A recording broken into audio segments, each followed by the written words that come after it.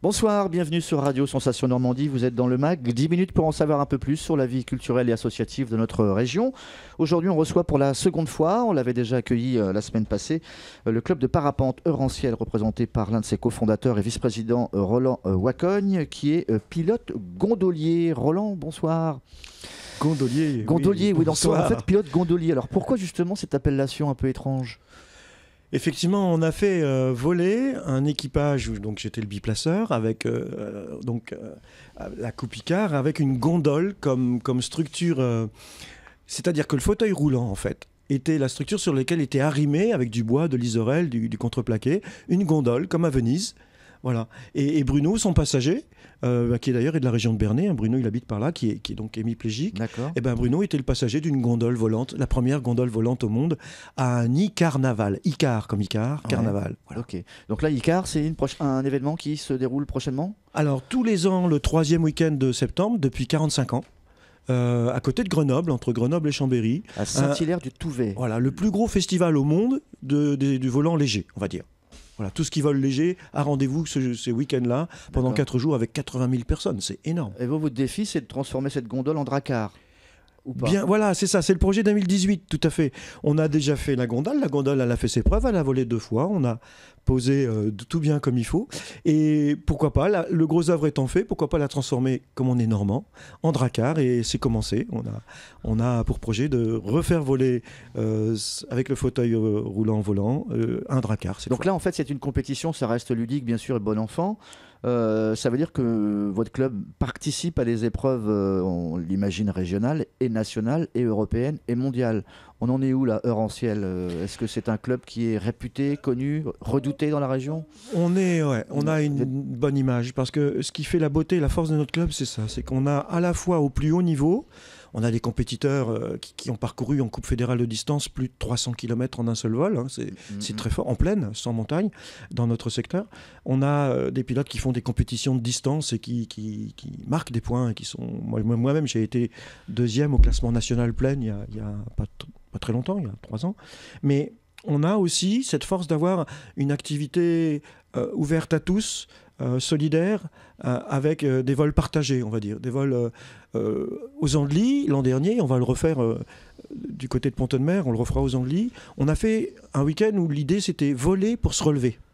Et l'idée, c'était ça, faire voler des femmes en situation difficile, accompagnées, en parcours, avec des associations qui les accompagnent, et les faire voler pour 1 euro. D'accord. Et l'idée, c'est ça, c'est de décoller sur ses propres jambes, avec un pilote, hein, bien sûr, et voir son pays de là-haut. Le pari était que ça peut donner la pêche et du tonus dans sa vie sociale. Les vols sont accompagnés, mais pas que. À un moment donné, on estime que le pilote, il peut être autonome. Tout à fait, on a une école qui est faite pour ça. L'idée, c'est d'apprendre et de devenir pilote autonome. On a une école qui, tous les ans, génère des nouveaux piou-piou, des nouveaux pilotes qui apprennent à voler grâce à notre école labellisée par la Fédération On parlait française. des femmes, Roland. Vous avez une opération qui s'appelle L en ciel, pendant la journée de la femme, sans doute. Ça va Juste à côté, oui, puisque le 8 mars, c'est la journée internationale des droits des femmes. Sur le plateau du Neubourg, peut-être à Petit-Loton ou Quillebeuf ou sur Tauville, selon le vent, on fera voler, donc pour 10 euros, on fera voler toutes les femmes qui se sont inscrites. On a 95 inscrites déjà. Ça sera quelle date ? 10 et 11 mars. 10 et 11 mars, d'accord. Oui, 10 et 11 on va revenir aussi à un projet qu'on avait abordé succinctement lors d'une précédente émission, Andiciel, créé en 2009. Club labellisé ou également fédération nationale, et on l'imagine bien que ça doit être vraiment très strict et encadré. Alors on est labellisé par Jeunesse et Sport comme club valide et handicapé, vivre le sport ensemble, mais Andiciel est une activité du club, c'est pas un club à part. Alors on peut délivrer des licences handisport, mais c'est pas une structure à part. On a juste un compte en banque dédié pour les dépenses, recettes attachées à tout ce qui est Andiciel. Mais Andiciel, c'est pour nous une volonté forte pour pas faire un lieu à part, une assoce à part, de bien, voilà, les gens qui sont en situation de handicap et qui vivent nos activités et qui veulent continuer, ils adhèrent au club. Tout simplement, et ils volent avec nous. J'ai cru apercevoir sur votre site, vous décollez avec des fauteuils roulants ou pas ? Voilà, nos fauteuils, c'est des fauteuils Handicar. Ils ont la particularité d'être tout-terrain, et qui peuvent donc être... soit quelqu'un tout seul peut décoller avec s'il est handi, Et d'ailleurs, un pilote handicap qui apprend à être pilote biplaceur comme ça, il décolle d'abord tout seul en fauteuil pour se mettre à la place d'eux et mettre ses chaussures dans les chaussures de quelqu'un, voilà, qui a cette situation-là. Et ensuite, ce fauteuil-là peut, bien sûr, emmener des passagers. Comment ça s'est passé justement la création de ce club, enfin de cette session de votre fédération, etc. Handiciel? Il y avait un besoin aux alentours, etc. Des gens venaient regarder et ils se disaient bah, pourquoi pas moi? C'est un déclic en fait qui s'est passé le jour où j'ai vu à la Coupe Picard d'ailleurs. La personne dit je peux pas marcher mais je pourrais voler. Ah ben, c'est un peu ça. Oui, c'est ça ce beau défi. Et on a des gens qui demandent et redemandent à revoler, qui ont quelquefois. On a le 44 vols à son actif. Frédéric est non-voyant, il voit rien.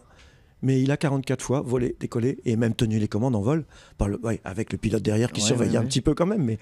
Et donc le déclic du début, c'est ça, c'est de voir quelqu'un se faire pousser avec des copains.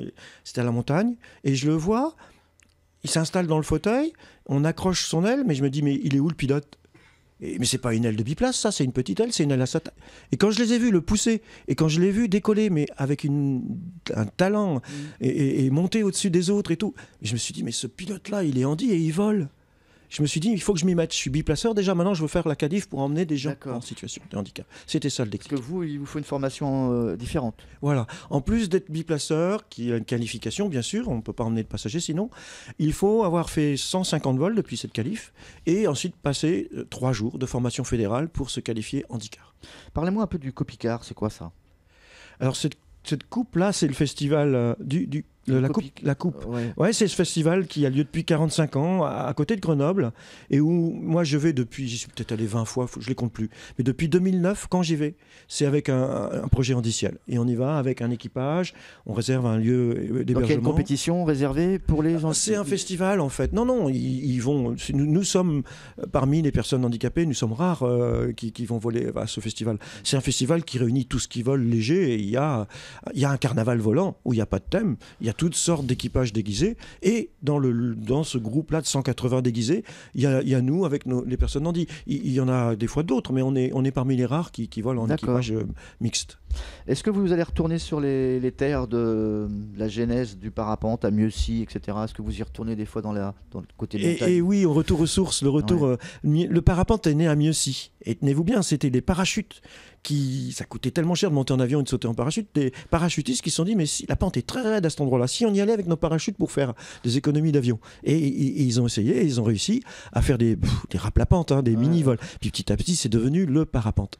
Eh bien, c'est le berceau du parapente, c'est là que il est né. Et ben on y va parce que le 1er au 7 juillet, cette année, il y a le championnat de France de distance qui a lieu là-bas, à Mieuxy, près de Tannage. Et nous y allons avec un projet handiciel, avec 2 fauteuils roulants, 4 personnes en situation de handicap, et le projet avant les compétitions, après les manches, de voler et montrer que le plus haut niveau peut partager le même ciel avec les personnes en situation de handicap. Le ciel est différent? Enfin, l'atmosphère est différente en montagne, etc. Oui, il y a beaucoup de changements parce qu'il y a un phénomène de brise avec les vallées, il y a des phénomènes de vent du matin qui sera plus vers les versants est, l'après-midi sera plus par les versants ouest. Il y a beaucoup plus de potentiel, beaucoup plus d'altitude qu'on peut gagner. Une vue inégalable, c'est tellement beau les montagnes, mais il faut faire attention, il y a beaucoup plus à connaître la micro-aérologie. Notre équipe de Sensation Alpes sera présente justement pour couvrir l'événement, on aura l'occasion peut-être d'en reparler. Dites-moi Roland, vous avez été pris par la patrouille récemment, la police de Grand Couronne vous a intercepté au sol après un vol dans la commune des Essarts. Vous avez fait enquête, je vois ça. Oui. Alors, j'avais fait un cross, c'était en février aussi, depuis le site de la Roquette à côté des Andelys, et je monte et j'essaye d'aller très loin. Et puis, on était en février, c'était pas facile. Entre 2 nuages, je vois bien que je vais descendre et c'est très agglomération en dessous. Il y a Rouen, il y a la vallée de Seine, il y a des lignes électriques. Par sécurité, je me pose avant Grand Couronne.